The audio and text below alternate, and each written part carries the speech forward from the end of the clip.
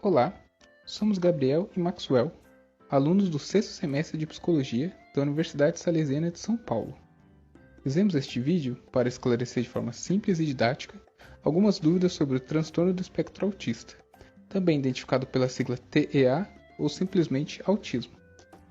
O transtorno do espectro autista, segundo a Associação de Psiquiatria Americana e a Organização Mundial da Saúde, é uma condição relacionada ao desenvolvimento do cérebro, que afeta a forma como uma pessoa se comunica e interage em sociedade.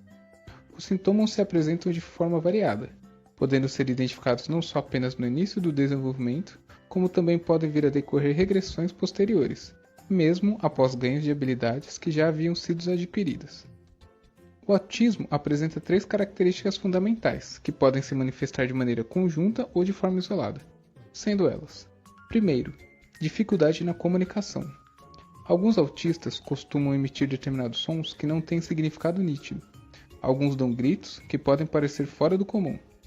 Às vezes a fala se apresenta na forma de grunhidos.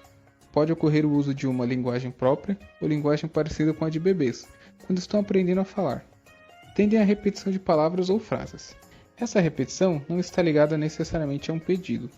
É uma repetição de forma incessante, insistente, mesmo que o estímulo já esteja ausente. Por exemplo, ficar repetindo copo, mesmo quando não tem nenhum copo no ambiente. Segundo, dificuldade de socialização. Preferem ficar sozinhos do que em grupos. Têm dificuldade de se relacionar socialmente com outras pessoas, dificuldade em se aproximar de outras crianças e adultos e iniciar uma conversa, ou não sabe reagir quando outra pessoa fala. Também não sabe reagir quando outra criança está sendo agressiva ou carinhosa. Evitam também o contato olho no olho. Às vezes se desconecta da realidade e passa a mergulhar em seus pensamentos. Ao ser chamado, não responde, não olha, parece estar em outro mundo. Terceiro, o padrão de comportamento restritivo e repetitivo. Os movimentos corporais repetitivos que autoestimulam um ou mais sentidos. Por exemplo, ficar balançando para frente e para trás, ou de um lado para o outro, como se fosse um pêndulo. Também apresentam rigidez na rotina, ou seja, uso de rituais específicos no dia a dia como horários fixos para cada tarefa. Mudanças de rotina podem gerar crises profundas. Estes são alguns exemplos ilustrativos dos comportamentos emitidos por autistas.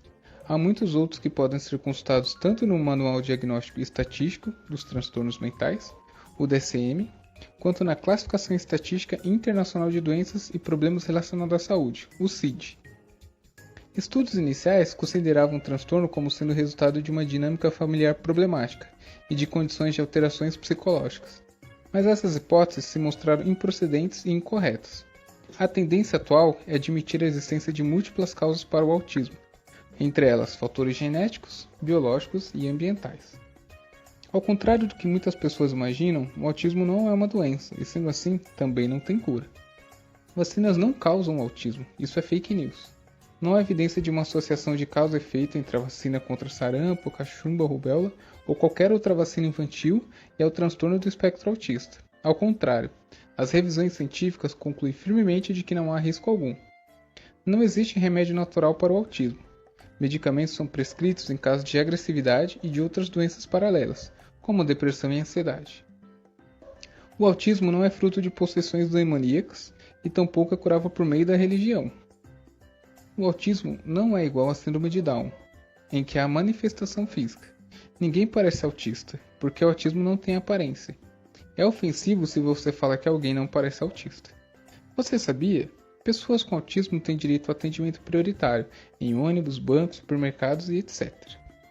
Hoje, o autismo é composto por 3 níveis, mas o que faz a pessoa ser nível 1, leve, nível 2, moderado, ou nível 3, grave, não é a quantidade de sintomas, mas sim o nível de independência que a pessoa pode ter.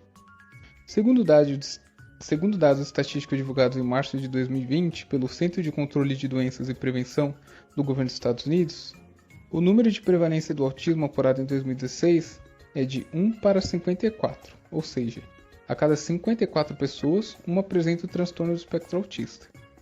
No Brasil, um levantamento de 2011 encontrou a prevalência de 1 para 368 crianças, na idade de 7 a 12 anos. Dentre as justificativas para a baixa prevalência, em comparação aos Estados Unidos, é citado o baixo número da amostra e o pouco conhecimento sobre o transtorno entre os profissionais da área de saúde e da educação. Se você está se perguntando agora onde estão todas essas pessoas e não as encontra, é a prova de que precisamos de mais iniciativas de compreensão e inclusão junto à sociedade. Um forte abraço.